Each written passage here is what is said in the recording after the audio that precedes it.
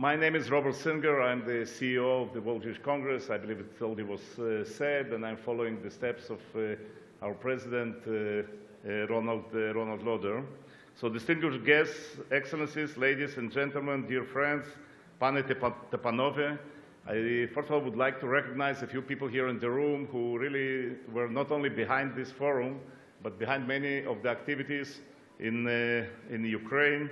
So Boris Loshkin was mentioned a few times, the new president of the Confederation of Jewish Communities of Ukraine, Boris Fuchsman, the previous president, Andrea Adamovsky, president of VAD, Yakov Bleich, we just said yesterday when I came here 25 or 29 years ago, what was it?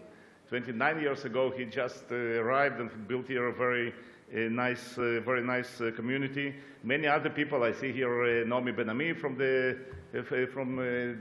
previous ambassador, Israeli ambassador to Ukraine, representatives from different embassies, all the dear guests. I'm very honored to be with you here today. And perhaps for the younger generation, the meeting in Kyiv on anti-Semitism is nothing unusual. But for someone of my generation, someone born and bred in this country, it is anything but. As Netta Briskin said, I come from Chernivtsi, a city with a storied Jewish past. Once a hothouse of the Yiddish culture that thrived in cities and towns across this region, until it ultimately became a place of unimaginable torment. By the late 1950s, when I was born, only a small fraction of that Jewish population remained in Western Ukraine. Rather than try to preserve the culture that once again thrived there, the Soviet authorities attempt to crush it. Of all the minorities in the Soviet Union, only the Jews had no right to cultivate their traditions. And like my family, most left the Soviet Union and did not look back. So bitter were their memories of anti-Semitism. Had the Soviet regime persisted for a few more years, perhaps no Jews would have remained and their presence would have been forgotten. However, a miracle happened. The chains of the captive nations were broken. Communism was swept away and Ukraine was reborn. And Jewish life, which had been carried on in secret, suddenly began to bloom. Had anyone told me when I was growing up that one day I would go on to career with the representative body of the world Jewry, and that I would be invited to address a conference on anti-Semitism in Kyiv, capital of independent Ukraine, I would never have believed it. But here we are. Every time I come back to this country, and I come often, I'm amazed at the vitality of Jewish life. Schools, synagogues, museums, summer camps, and so many other institutions that indicate the flourishing of Jewish life in a place that had been written off long ago. For enabling that to happen, we are very grateful to the Ukrainian authorities, and it speaks well of their commitment to freedom and democracy. Of course, as all of us know, the situation is still far from being ideal. Sadly, anti-Semitism in this country, just like in the rest of the world, has not disappeared. Today, it is mainly seen in the failure to confront Ukraine's wartime history. We have to look back at history with open eyes. To its credit, all times Ukraine has done that. But at others, it has not. And unfortunately, we often see glorification of so-called heroes who played a role in the destruction of age-old communities. It is our hope that the Ukrainian government will demonstrate greater sensitivity on this issue and will act with real resolve. Accessories to genocide are not worthy of acclaim. Ukraine has many real heroes. It does not need to pay tribute to those who damaged its good name. Today, all over the world, anti-Semitism has again raised its ugly head. We have witnessed a surge of anti-Semitic incidents, including the use of lethal violence, even in places in which we thought anti-Semitism was not a problem. In the United States, we were shocked when worshippers in 2 synagogues were attacked within 6 months. And the list of incidents continues. No one has a monopoly on anti-Semitism. neither the left, nor the right, nor the extremist Islam, and as my President Ron Lauder said, unfortunately, anti-Semitism became a mainstream. However, there is one thing on which we can all agree, and that is that the Jew, he is the enemy, even if they try to hide their hatred as opposition to Israel. Unlike in the years past, today, it appears that you can be anti-Semite and you needn't even be ashamed of it. Anti-Semitism, as I said, is a part of a mainstream. Last week, we marked Yom HaShoah, and next week, we'll mark Yom HaZikaron, Israel's memorial days for the Holocaust and the soldiers who fell in its wars. Yom HaZikaron teaches us the cost of having a Jewish state. But Yom HaShoah teaches us the cost of not having one.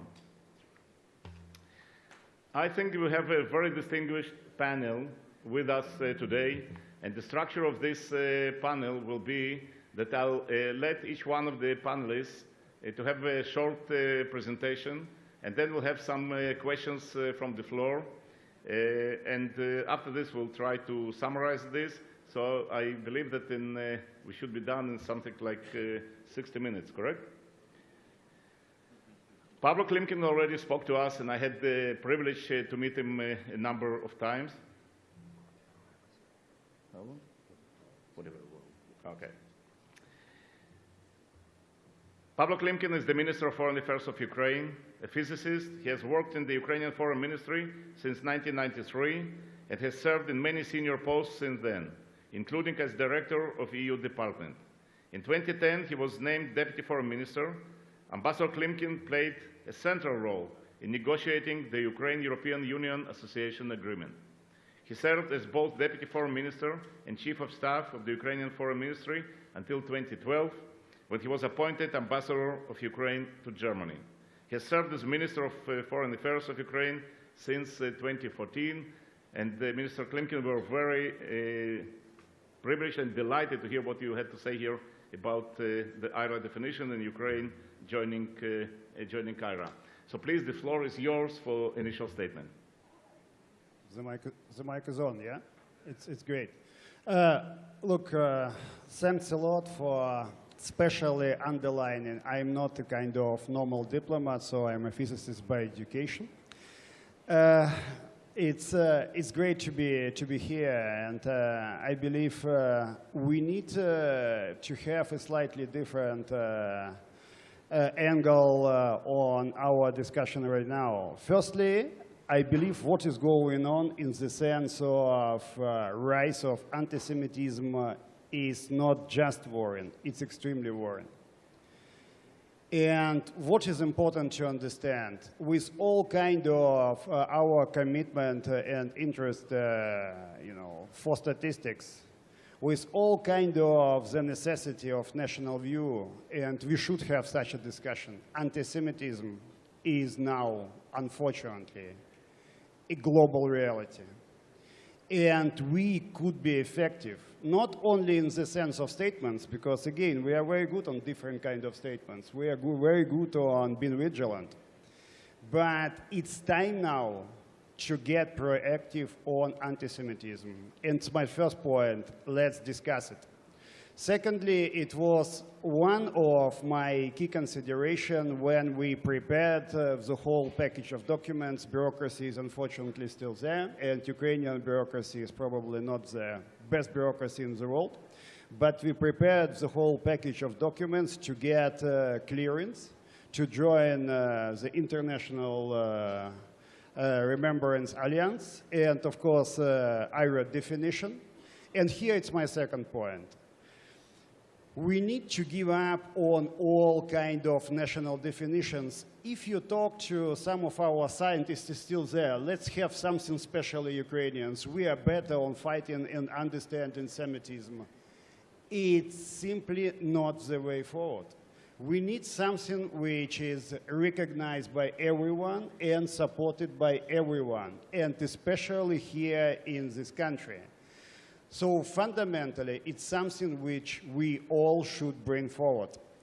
My third point, you've just mentioned I'm a diplomat. I remember myself as our ambassador to Germany, still young and hopeful diplomat. And I remember once going to the German city of Mainz, to one of the very special churches where Marc Chagall, as his last and ultimate performance, created window glasses. I was really tired when I got over there, but I spent there almost 2 hours. And one of the special symbols I remember is his angel with 2 faces. You know, the history is never black and white. We need to be fair to our history. We need to be committed to our history and to recognize what had happened and what had not happened.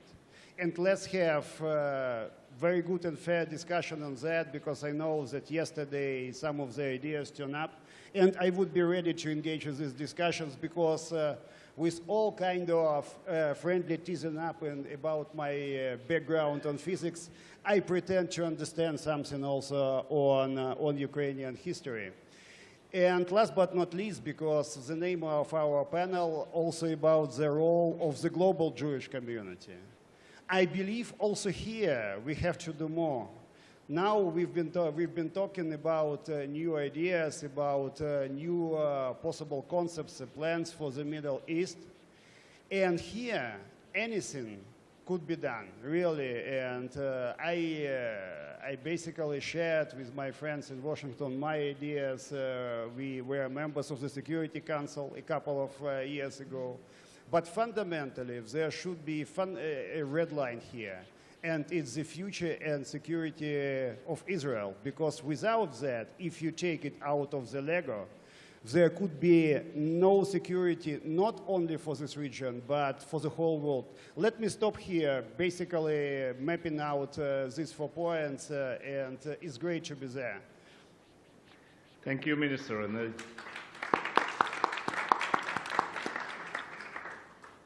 thank you, Minister. And as I said, and really it comes from many members of the community here, from many organizations, I think that the Jewish community of Ukraine has a real friend in the Foreign Ministry. And thank you for your support over all these years. Francois Croquette is the French ambassador for human rights, in charge of the international dimension of the Holocaust, looted property, and the duty to remember. Ambassador Croquette joined the Ministry of Foreign Affairs in 1988. Among his many missions, he was an advisor to the French embassy in Moscow and in London, and later deputy director of North American, before joining the Senate as diplomatic advisor to the President of France. Before I turn the mic over to you, permit me to say, we are encouraged by the position of the French government in fighting anti-Semitism, despite very troubling data coming out of France. In fact, I recently met your Prime Minister, Edouard Philippe, and also had dinner a few weeks ago with the Jean-Yves Le Drian, Minister of Europe and Foreign Affairs.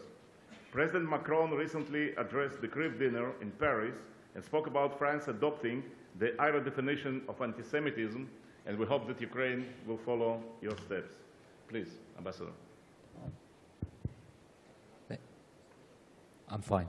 Thank you very much, Robert, and thank you very much to all of you for the invitation. I'm delighted to be here in Kyiv on what is an important moment for Ukraine, an important moment also for France and all of the countries which combat anti-Semitism.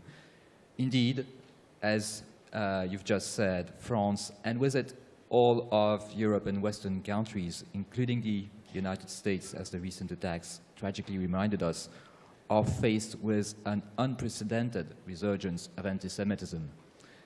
As you've just reminded us during the dinner of the Representative Council of the French Jewish Institutions, the French President Emmanuel Macron spoke firmly about this. He spoke about the memory of the men, women, and children who were killed in our country in the 21st century because they are Jewish by anti-Semitic hatred. And to fight this scourge, He acknowledged the deficiency of the laws and the action plans that had been adopted until now, and he announced the implementation of strong measures. Firstly, to name the evil, to call a spade a spade. As you said, France will implement the working definition of anti-Semitism adopted by the International Holocaust Remembrance Alliance. It is about enabling our security forces, or magistrates, or teachers to be better trained and more effective in opposing those who try to conceal their hatred of the Jewish people and their will to destroy the state of Israel behind an alleged political disagreement. I think this is a very important step, and I'm delighted to hear that Ukraine has filed a request to join the IHRA. I lead the French delegation in IRA, and I can say that France will unequivocally support this move, and that we will welcome Ukraine as soon as possible. Thank you very much.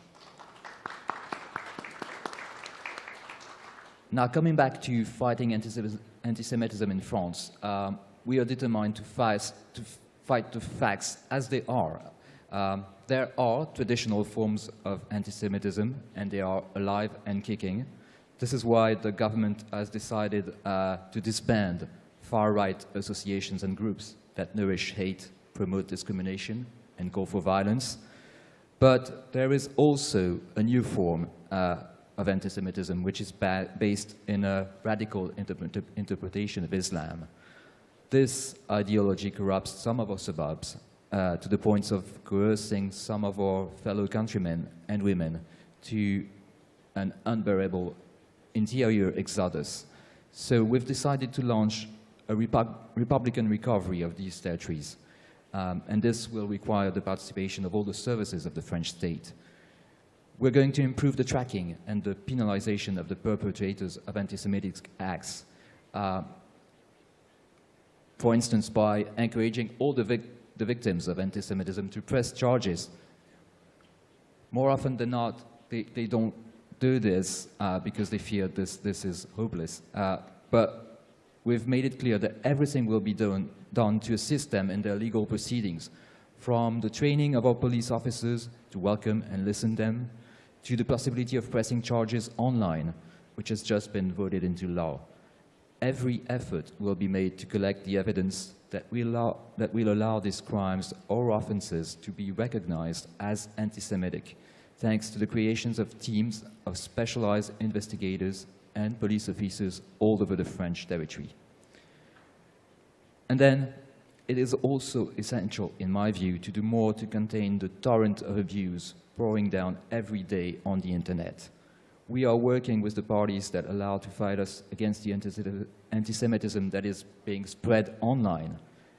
Let me tell you, there's nothing virtual about this form of anti-Semitism. The work that has already begun at the European level must be continued and accelerated. In France, Congresswoman Laetitia Avia has just proposed a bill to fight hate speech on the internet. This text is supported by the government and will include clear provisions that require the immediate withdrawal of all the contents that calls for hatred. It will assign responsibility with the platforms that harbor this content in order to be able to identify their authors, and it will raise the question of the right to anonymity, which is too often the mask of cowards. We believe the time has come to establish new red lines, and we want to pursue this effort with all of you, because the proliferation of hate speech online is a global phenomenon that calls for unified action. Finally, we must intensify our efforts to make education into a daily vehicle for the fight against anti-Semitism, and to this end, a rapid response team has been put in place in France to offer solutions to teachers who encounter difficulties with the teaching of the Holocaust within a 24-hour time frame. Additionally, the Ministry of Education will audit every school in which there has been disenrollment by Jewish children. We believe the Republican educational system should not tolerate intolerance. It is a duty of conscience for all of us, and this is why we're committed to continuing this fight and to sharing it with you all in the room and all of the people worldwide combating anti-Semitism. Thank you very much. Thank you, and I believe you'll have questions about the situation in France later on, and unfortunately France became the on-the-spot of different little anti-Semitic and neo-Nazi attacks, and I'm sure that people will ask, but as I said, we appreciate very much the position of French government on these issues, and not only the position, but the actual implementation of different policies to prevent from this to happen. Before I introduce our next speaker, I just looking at this room, would like to introduce, to recognize a few major leaders of different organizations and some other people who are involved in this fight from the very beginning and revival of Jewish life in the former Soviet Union and specifically in Ukraine. So I see here in the first row the president of Eurasian Jewish Congress, Mikhail Mirilashvili. We just came back with him from a visit to Kazakhstan, Azerbaijan, and Georgia, dealing specifically with these issues, meeting with the presidents of these states and the prime ministers. I would like to recognize the representatives, my colleagues from the European Jewish Congress, who came especially for this meeting from Brussels, the head of the Jewish community of Lithuania, Faina Kuklansky. I see here a person who really was from the very beginning kind of almost a promoter of the Jewish community on the media in the former Soviet Union, Mr. Kiselev, who is with us here. I see here the mayor of Gush Etzion, Shlomo Neiman, and the representatives of many American and European organizations who fought for many, many years for what is happening today, for the freedom for the Jewish communities in the area. Our next speaker, or next presentation, is easy because I'm presenting a person that most of people in this room know very well, Rabbi Andrew Baker. He's the Director of International Jewish Affairs of the American Jewish Committee, which he joined in 1979, and personal representative of the OSCE chairperson in office on combating anti-Semitism since 2009.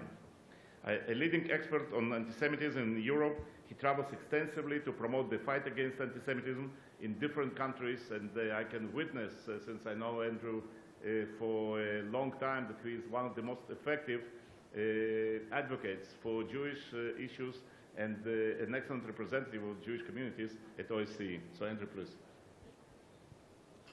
Thank you, Robert. You know, I want to echo something you said at your opening. Here we are, it's another gathering, international Jewish organizations, hosted by a well-established and effective national Jewish organization, the Confederation. Here we are with the foreign minister, with other diplomats, speaking to the very issues we've come to address. It's something that in a way has become normal, common. The challenges of fighting anti-Semitism, of building Jewish resiliency, we know quite well. But I think it's the very normalcy of having a conference like this here in Kiev that's so extraordinary. I'm speaking to my old friend, Rabbi Bleik Yaakov. I think we met 28 years ago when I first visited here, and you were the pioneer in rebuilding Jewish life. And who would have imagined, as you said, to be here today with what's taking place? So in a way, we still have all the old headaches, we have new ones, but there's something quite remarkable that we can be gathered here to strategize and discuss them. I was mindful last night at the film and in the remarks of Natan Sharansky, who talked about the challenge and even the conflict back in those days between advancing human rights and fighting for the freedom, and at the time it really meant the emigration of Soviet Jews, and how some wanted him to choose one or the other. It was at that same time that the OSCE was created, the Organization for Security and Cooperation in Europe. It brought together the Soviet Union and its allies in Europe, together with Western Europe, and with the United States and Canada, and with America.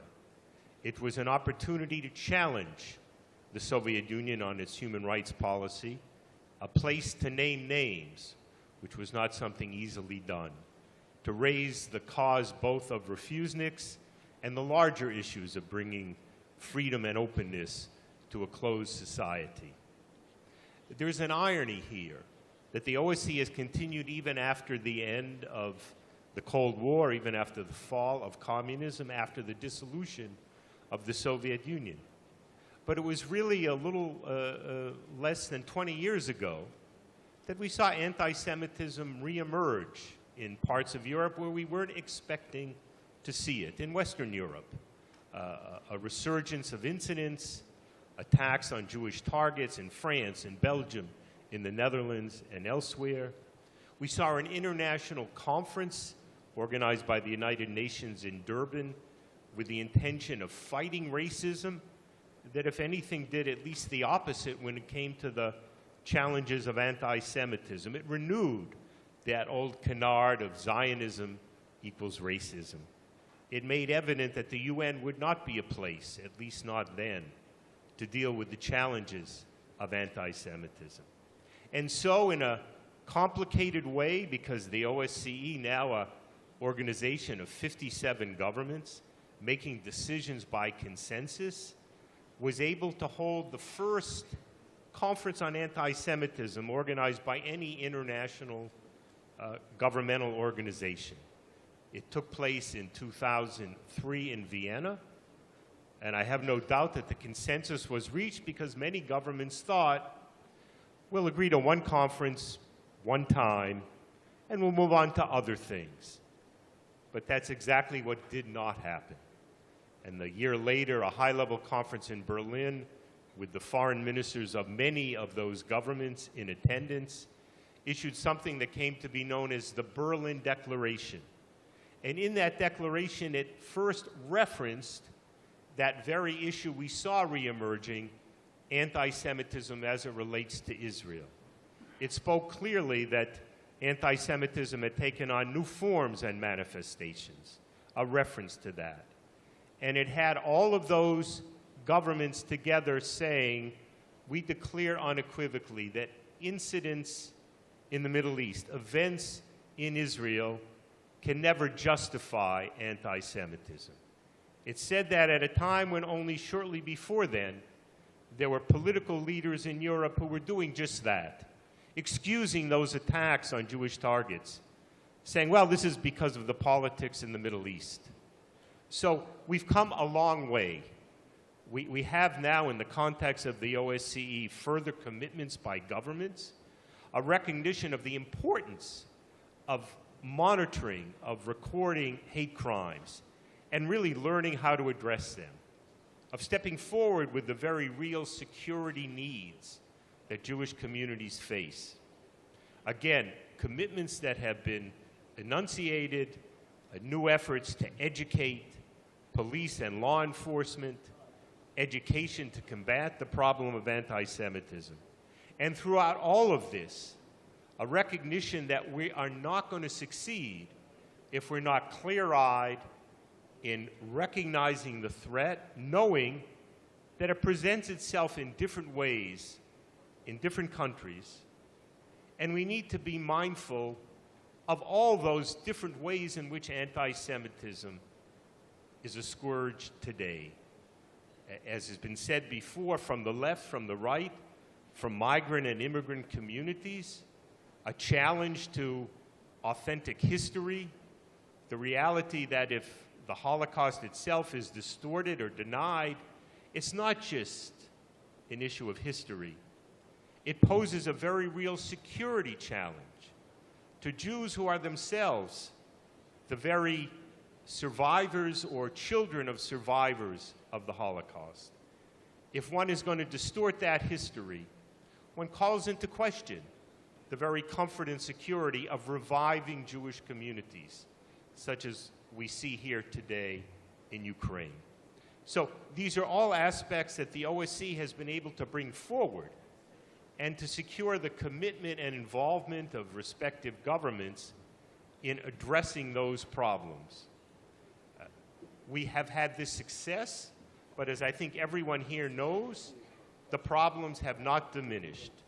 So we need to redouble our efforts to look where we can, both for the commitments of national governments, as we've heard what's taking place now in Paris, as we've heard today of what's taking place here in Kyiv. When we were able to develop that first definition, that working definition of anti-Semitism back in 2004 with the European Monitoring Center, it was a time when people didn't even understand it, when monitors didn't have a reference when they were being asked to identify it. The fact that it's become more and more an accepted definition, an important vehicle to know what we're looking at, is, I think, an expression of the success we've had. But the very real problems that have been enunciated and that people around here have felt and experienced show still how there's so much work that we must do. Thank you very much. Thank you, Andrew.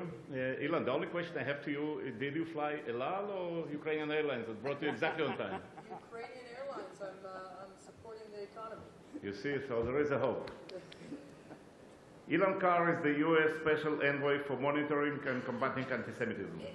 Before that appointment, Carr was a Deputy District Attorney in the Los Angeles County District Attorney Office and the International President of the Jewish Fraternity Alpha Epsilon Pi.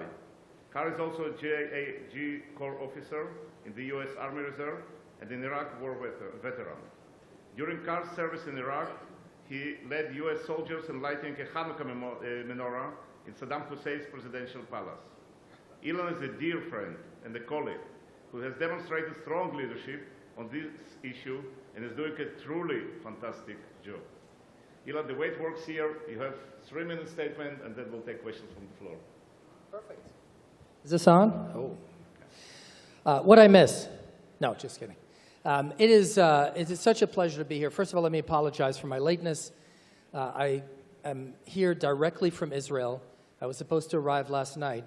But apropos to the subject of anti-Semitism, some 600 rockets have been fired into Israeli civilian areas, which is really an attempt at mass murder of Jews in the state of Israel.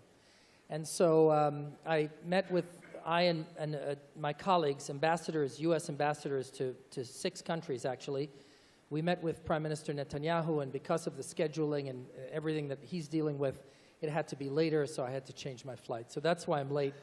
But I wanted to mention that because even in today's world, and even in the state of Israel, Jews have to be aware that there are those who are targeting the Jewish people for extermination, even today. And that's, of course, an awful fact, and that's why we're here. That's why we're here at a conference like this, to talk about not only anti-Semitism, but to talk about the Jewish future.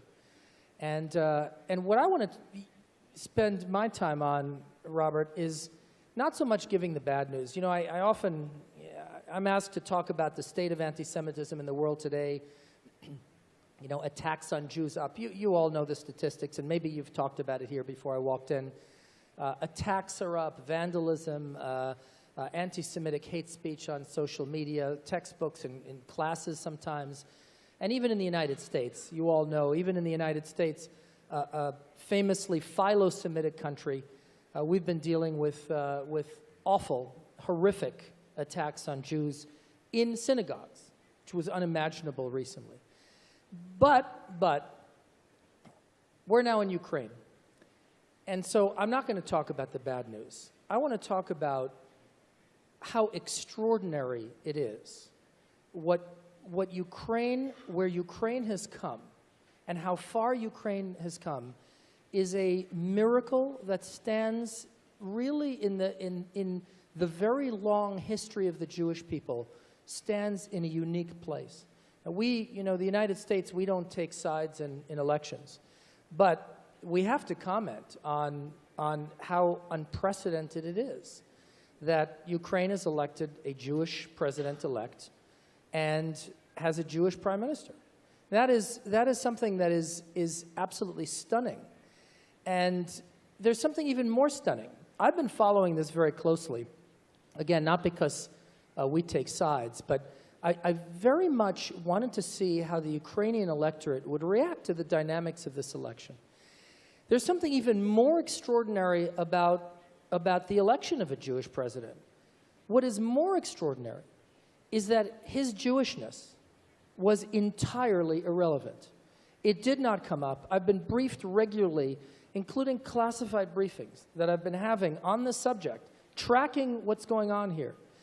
And it is nothing short of stunning that in any country in the world, certainly in a country in Europe, given the history of Europe and given the history of Eastern Europe, that a candidate would never have his Jewishness raised as an issue in a campaign.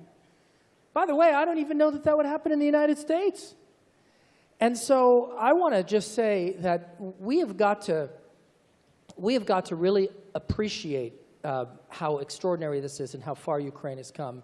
And one thing that I look forward, Minister, in our meeting later, and I understand I'll be meeting with the President-elect later today as well, talking about how you know, I can be a champion of Ukraine in the months and years to come. You know, part of my role is it's not only to pummel and punish anti-Semites and to pressure, you know, to apply diplomatic pressure when pressure needs to be applied. My role is also to support countries that are doing extraordinary things, and I look forward to being a champion of Ukraine and really empowering Ukraine to do even better. Now, that, of course, no society is perfect. The United States has issues that we need to work on. Everyone knows that. It's been in the news a lot lately.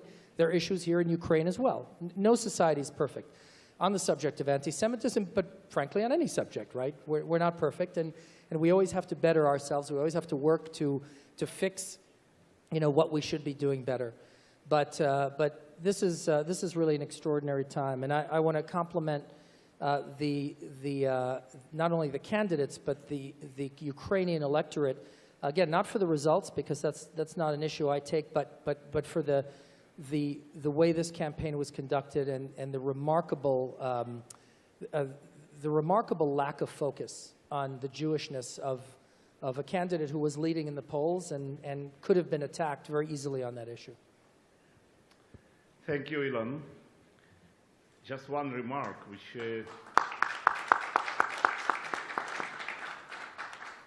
before I open, I see that there are many questions in the room and we have limited time, so I will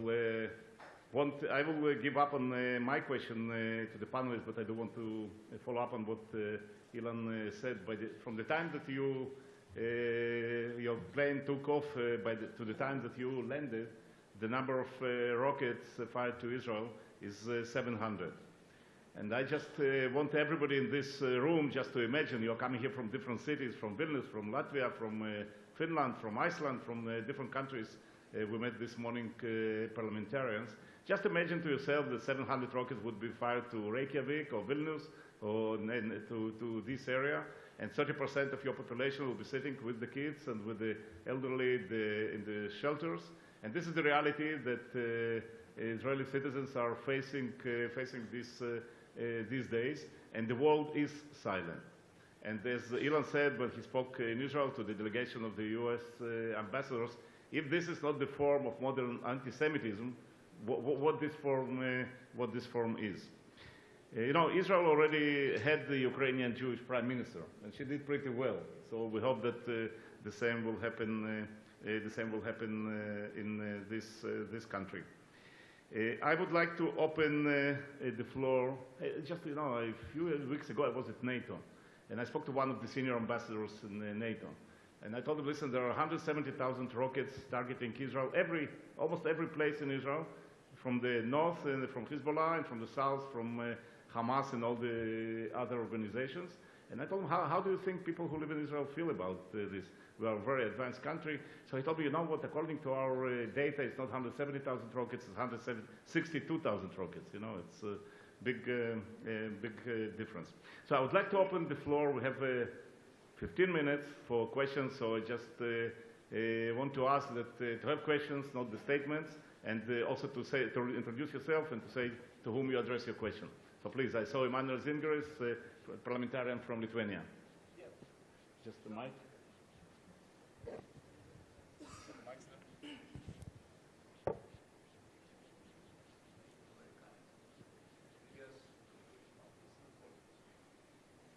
Hello. Yes. I'm sorry. Of course, we are sharing our deep worries after this continuing efforts to wipe out Eretz Israel, who is only one place for our Jewish nation to be like a nation having statehood and continuation in the history. But coming to the details of the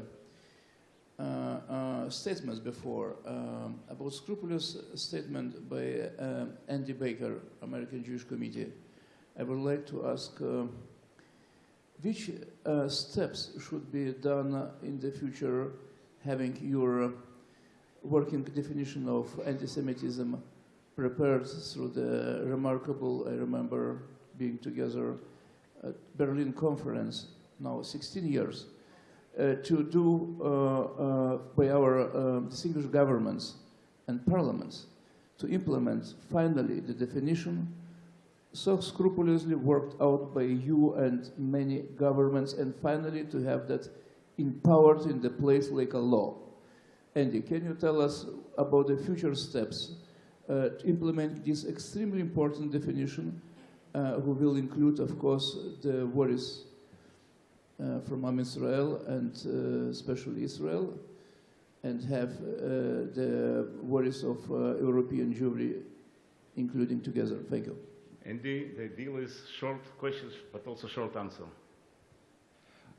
The definition is an educational tool, first and foremost, for people who don't know what anti-Semitism is, don't realize how it presents itself in a variety of ways.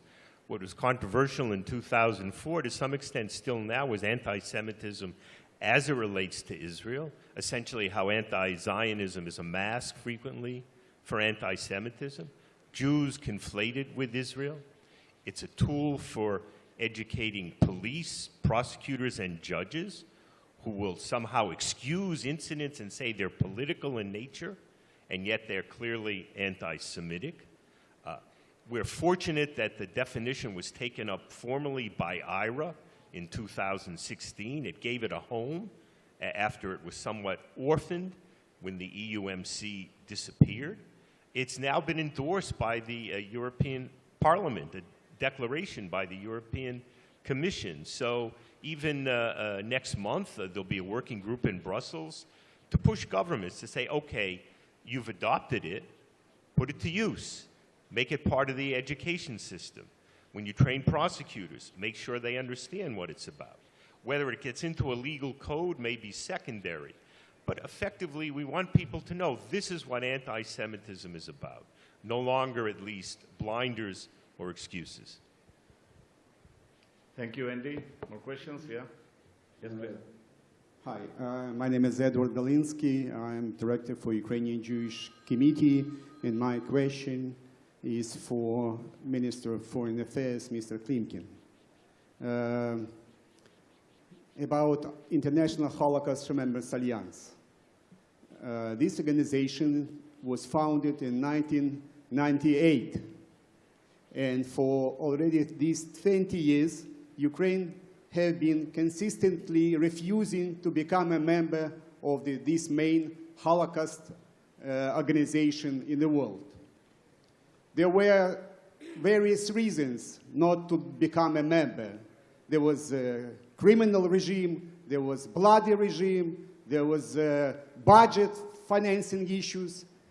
You said about becoming a member of IRA, you personally, 4 years ago, then you said 3 years ago, then you said the same 2 years ago, and I can even quote you, and now you are repeating the same.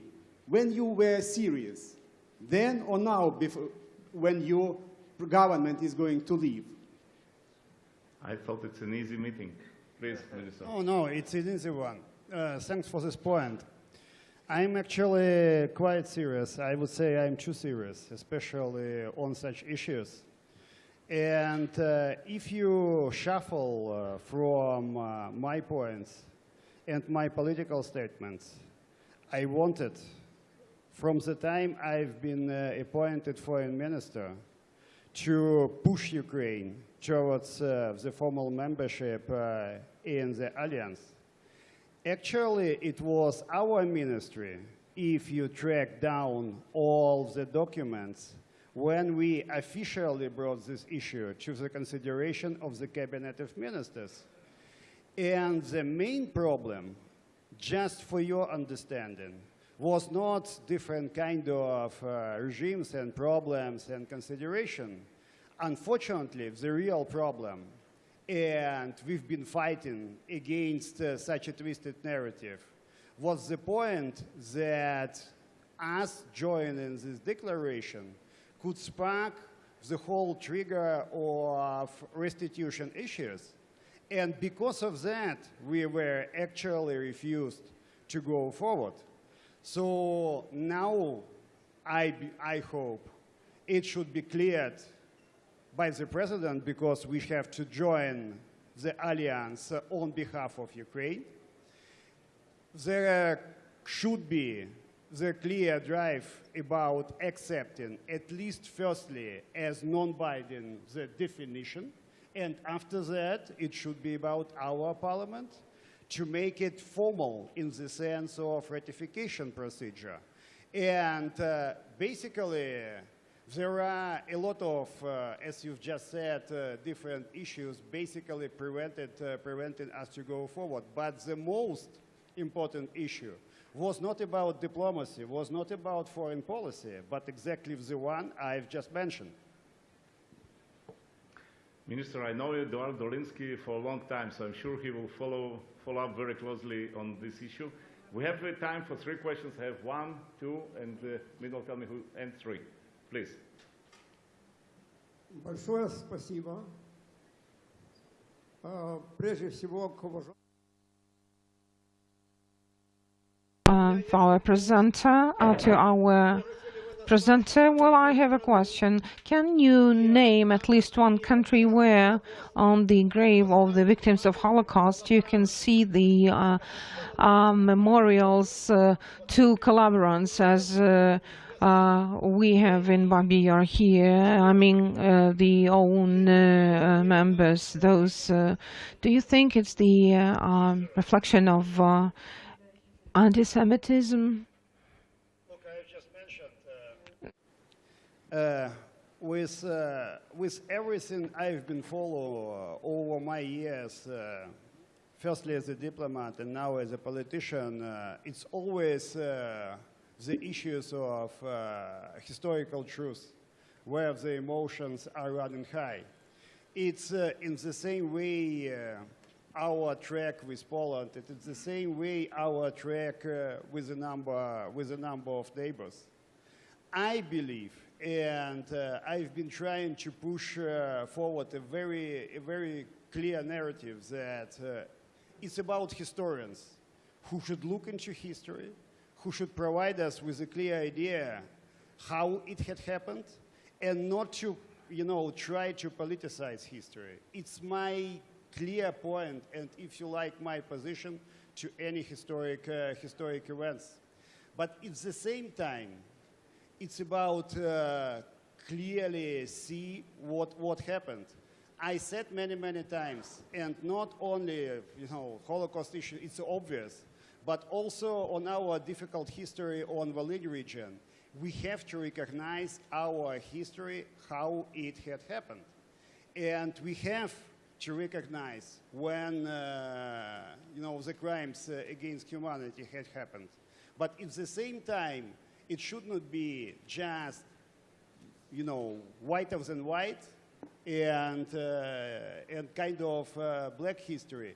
I can't answer your point in the sense of basically going through every minute of this tragedy, and I would be also, of course, open to go through with our historians. But my point is very simple.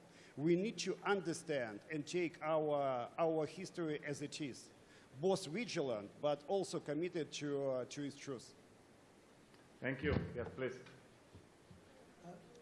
My name is Jerry Platt. I'm the president of American Friends of Likud, and I'm addressing this to Elan Carr.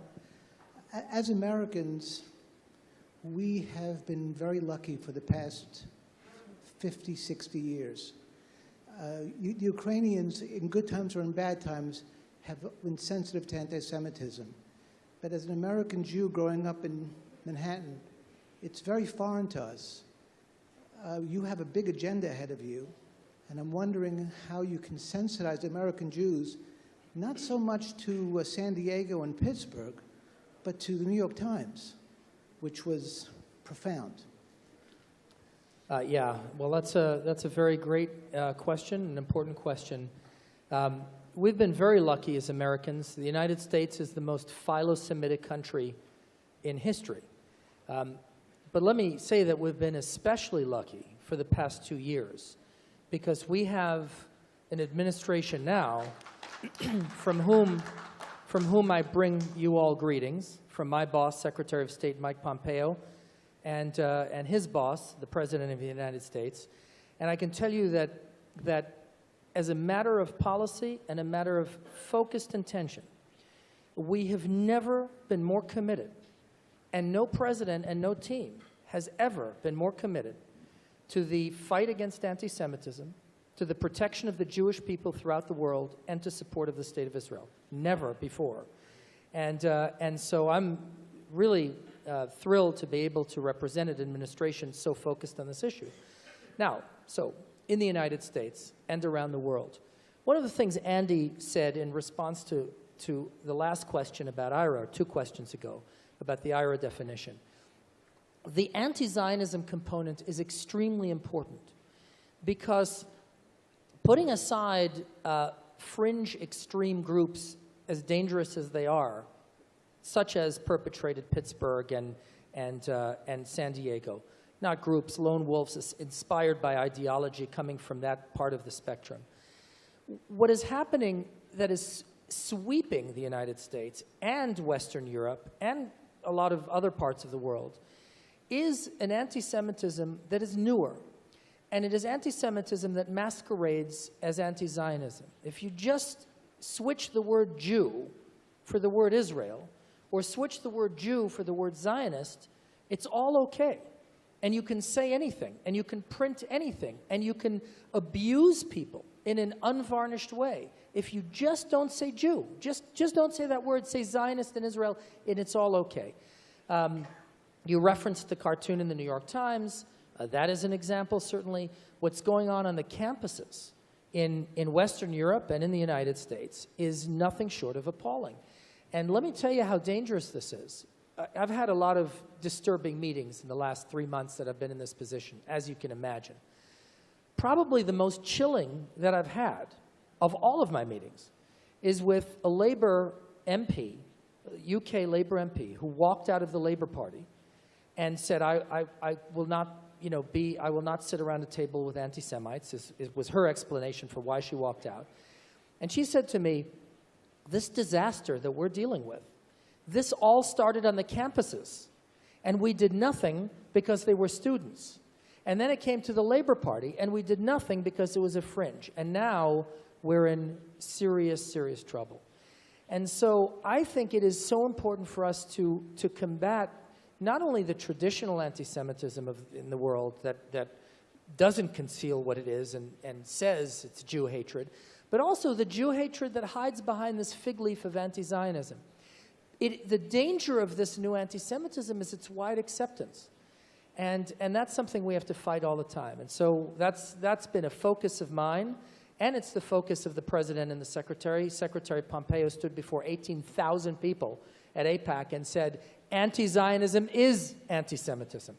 And that was a groundbreaking statement by a U.S. administration. I look forward to carrying that message around the world. Thank you. Yes, last question. Good morning, everybody. My name is David Ben-Nun. I am the president of Ukrainian Diamond Center and the deputy chairman of Ukrainian Israel Business Council. My question is for Mr. Pavel Klimkin, the Minister of Foreign Affairs. I'm here already 17 years by business. I'm an Israeli citizen. And I can say, really, that I don't feel any anti-Semitism in Ukraine these years. Of course, there are some incidents, sometimes like in other countries. But most of all, I think here in these years, I didn't feel anything like this. But unfortunately, last year, there were some incidents in the borders of Ukraine and Israel for citizens from the countries that are coming to visit both countries. And please, if you can explain what is done to clear the situation and atmosphere, because I think it will be better that these incidents will not become. Thank you. Thanks for this one. It's a really important one. I believe one of the most important achievements in our bilateral relations is our visa-free, regime. Basically, people go in without any bureaucratic, hurdles, needed to get a visa. So fundamentally, for me, it's simply about people-to-people links. If you see the network of flights between Israel and Ukraine now, it's top 3 also for Ukraine. You see how many people. We've been fighting for no kind of problems with refusals at the airport. In Ben Gurion Airport, the problems unfortunately turn up from time to time. We all know that. Sometimes, I personally believe, with some ground and something, sometimes really ungrounded. So the real problem is to increase trust and to increase basically the sense of how we're going to exchange it. At the same time, here the law enforcement authorities saw the necessity to have some people refused. We looked into all these issues after that together, and I can say it's going far better now in the sense of this exchange.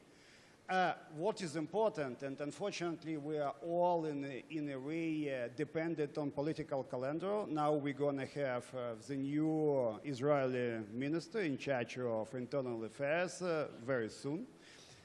We have very intensive and very good, I would say, expert exchange on that. And I very much hope it's going to be cleared. Probably not from today to tomorrow, but it's going to be cleared in the sense of smooth exchange. Because if you ask me in the sense of bilateral relations, it's probably the only irritating point we still have in any kind of people-to-people contacts or any sort of sectoral cooperation between us. Thank you. We run out of time, but I do want to give each one of the panelists an opportunity in one sentence to summarize this and just maybe to say how can we better join forces and think creatively to fight anti-Semitism globally and in Ukraine specifically, but really in one sentence. Andy? What is the message that you want to leave this room with? You can't ask a Jew to summarize everything in one sentence, Robert. Although maybe that's my summary. There's a lot of work to do, but I think there's a lot of energy to marshal to it. And coming together collectively is clearly what we need to keep doing. Ambassador? Thank you very much. Just to say that I feel heartened in a very dire context that has been recalled this morning to hear some good news, including Ukraine's decision to join the IHRA. So let's keep on fighting together. Thank you. Thank you, Minister.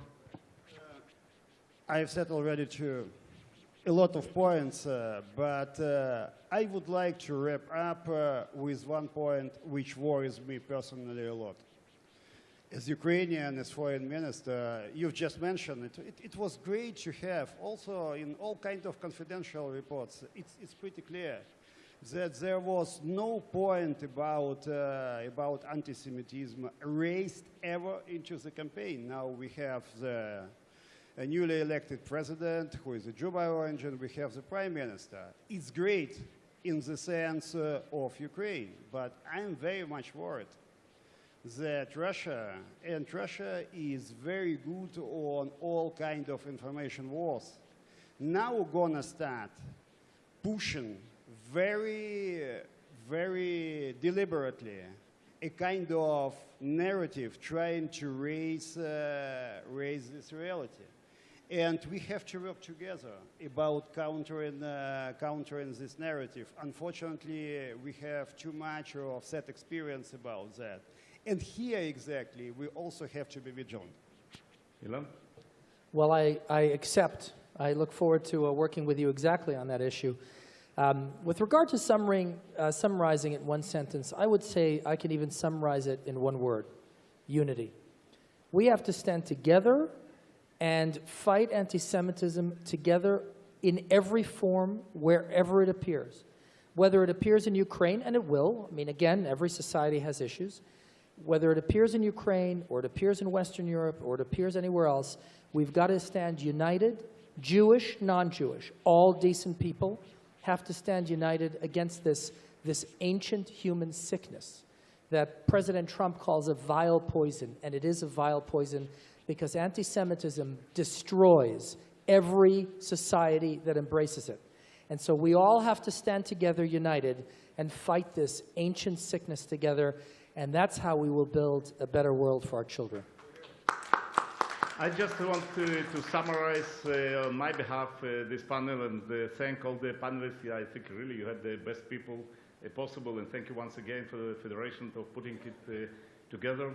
You know, my wife jokingly is saying that since I became the CEO of the World Jewish Congress 6 years ago, the level of anti-Semitism only increased. But being serious, I'm traveling about 200 days a year in different places. And what we are seeing is really astonishing, unacceptable. Only last week, last Thursday, there were 6 neo-Nazi marches, 3 in Sweden, 3 in Germany, of all the places.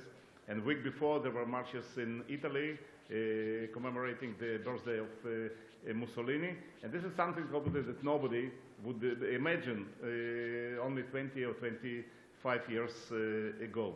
I do want to say, and really from people sitting in this room who are coming from different backgrounds, and not everybody here is Jewish, I do want to say that we don't feel alone. And the job of people like a minister, like a special envoy, and the ambassador, and Andy, and myself is really to bring everybody on board, not only Jewish. And I want to echo what Elan said. The only way to deal with this disease is to do it together. And to do it all together, different people of goodwill that understand the problem of this issue and understand that this disease need to be dealt with, and that it always, in many cases, it starts with Jews. It never ends with Jews. So we feel that we have friends all over the world, and on this positive note, thank you very much, all of you, and thank you for participating in this.